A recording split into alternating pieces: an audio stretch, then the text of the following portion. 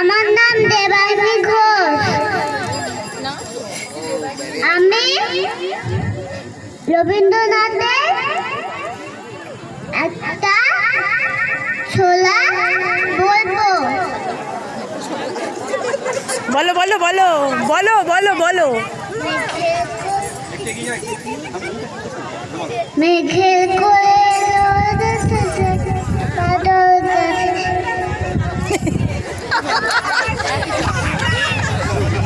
বলো বলো, তুমি যেটা পারবে সেটাই বলো। আকাশ ঘিরে মেঘ করেছে, সূর্যি গাছের পাতে। কুকু গেল জল আনতে, পদ্ম দিঘির ঘাটে। পদ্ম দিঘির কালো জল, অনেক রকম ফুল। হাঁটুর নিচে গোসা বলা চুল।